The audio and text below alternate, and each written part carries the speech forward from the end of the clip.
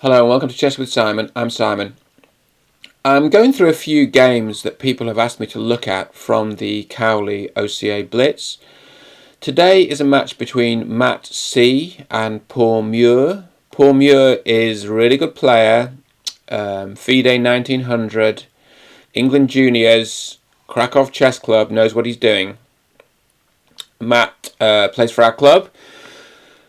So let's take a look at this. E4, E5, Knight F3, Knight C6, Bishop C4, the Italian game, which has been very popular really at elite levels since the Berlin became popular. And actually the way that Matt plays it, the kind of Giacomo Pianissimo style, has also been very popular. So he castles, which is very common at elite levels. I mean, there are other moves here apart from castling. I mean, pawn b4, the Evans Gambit is fascinating, beautiful opening. Pawn c3, perhaps hinting at d4, although not always. But castling is, I mean, the engine likes it and the top players like it. d6, d3, bishop g4 isn't entirely accurate. So knight f6 is the most common move here. The engine wants to play h3, putting the question to the bishop. But actually, knight b d2 is also a really good move, and it's the antidote to knight d4 because white then has c3. So c3 is often played in these Giacomo Pianissimo lines, and indeed in the Roy Lopez, in the Spanish game. It supports d4. It also allows the bishop to maneuver b3, c2, or allows the queen to go to b3, particularly in things like the Evans Gambit. Queen b3 is very common. So it's a multi-purpose move, and in this particular situation it evicts the knight and forces it to make a decision. Is it going to go back to c6 or is it going to take on f3? White takes back. Bishop b6 is completely understandable because I think the worry might have been, after knight f6, I think the worry might have been queen b3, which hits f7 and b7. Let's just have a look at this, just out of curiosity. What happens after queen b3? I assume there's a castling.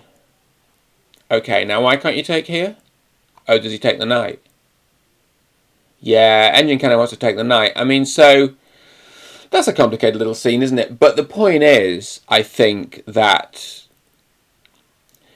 So the engine, in its infinite wisdom, sees that black is better here. But in a blitz game, I would certainly be concerned about dropping a pawn. I mean, it may be that PawMur had a different reason for playing bishop b6. It may well have been. But anyway, he played it. Because the point is that, you know, you're moving a piece twice with bishop b6. It seems more natural to develop the king's knight, which is the piece that currently undeveloped. Bishop e6 not a bad move at all. a4, trying to trap the bishop or embarrass it. Well, really trap it because, of course, a5, bishop c5, b4 does trap it. a5 stops it. I guess a6 was also possible, or c6 was possible. Pawn h3, putting that question to the bishop, which then backs off. And then again, rook e1 is a good move. It's a lot of the elite players play like this. It supports the idea of bishop e3 at some point, swapping off those bishops and leading to a really dull game, but a solid game. Okay, so the king's knight finally gets out. b3 is a pretty original move.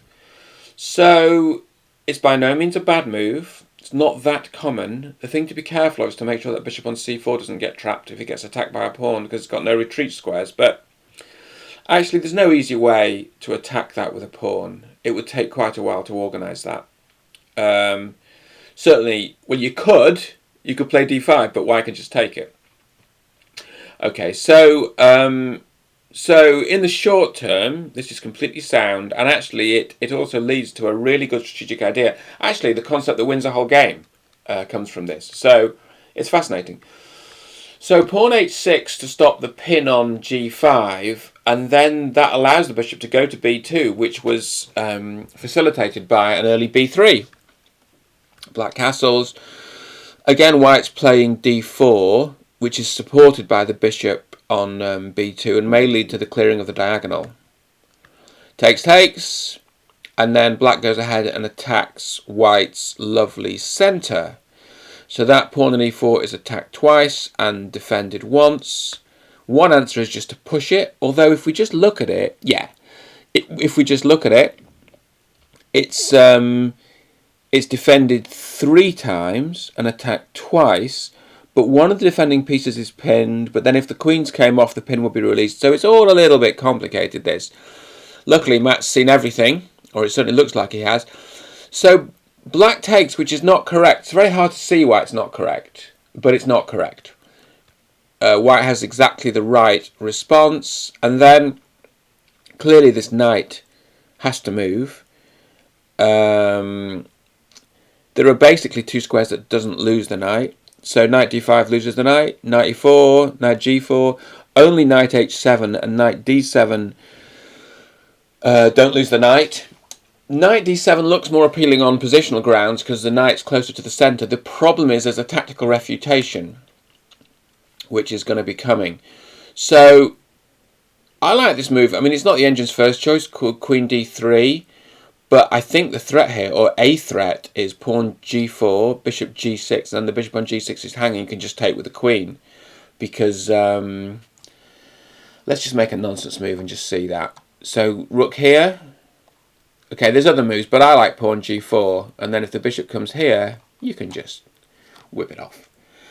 And you can't, if you could liquidate the bishop on c4, that would be embarrassing for the queen, but there's none of that going on. Okay, so there are various threats here, one of which is this g4 idea. Another one is just putting the rook on d1 and doubling the major pieces on the d file. So black attempts to release that with a knight move. White moves to c3 now and avoids losing the queen or swapping the queen or anything else with the queen. White moves to c3. This isn't the engine's first choice, but I think what that indicates is the number of tactical possibilities that this position actually affords white. So queen's on c3, and the thing that jumps out in this position is pawn e6, which would then open up the chance of a checkmate on g7. Now, knight can take, which defends the checkmate, but then the bishop or the rook can take the knight, and all of a sudden you can't take back because you've got a checkmate hanging on g7. Can a checkmate hang? I think it kind of can. G7 is hanging, and it would be with checkmate. Okay. Black takes on f3, and if I were playing the white pieces here, I'd be really tempted to take back with the queen, just knowing that I'm threatening a fork on f7, not thinking I'm threatening b7 because I can see the knight on c5 is defending it, but if I could just liquidate the knight, maybe I could grab a pawn on b7, but white has a much better idea. And instead of the natural response to take back, white plays pawn e6. So I guess you could call this a piece sacrifice, really. But clearly it's creating a lot of threats, one of which is queen g7 checkmate. Another one is pawn takes on f7, forking the king and rook. So black stops the checkmate with queen f6. White goes ahead and liquidates that and then plays the fork. So this is a whole rook now, and he also queens, but that doesn't stay for long. So that's an exchange, but because of the way the tempos work, actually tempi, White's able to pick up the bishop as well. So this is kind of cool. Rook e1 check. Actually, the engine would have just snapped off the bishop on f3, but this is fine because if black does play bishop e4, there's always f3, which then wins the bishop back. So it's a whole rook. Black moves to the side, white takes, and black's a good enough player to know that this is not really worth playing on. The pawn on f6 is dropping, bishop d4 would swap off another minor piece, and after that a whole rook up is just too much. So however good a player black is, that's too much. So I think a really nice tactical sequence from white. Got to say, white's got 2 minutes left on the clock as well, so great clock management to black's under a minute. Although it may be that black did a lot of thinking during this really challenging sequence. Yeah, so that's natural. When bad things happen, it's natural to spend some time thinking. We all do that. So, but what good clock management from white, and I think a really nice tactical game, not just taking back on f3 as a kind of, which is a very natural reaction, And also, very nice strategic idea. This whole use of the long dark square diagonal, the bishop on b2, which was prepared by pawn b3, the queen moving to c3, but just be careful not to get that c4 bishop trap. That's all I'm saying. But a really nice idea, and maybe you want to try in your own games. Okay, well played, Matt. We'll do another one soon.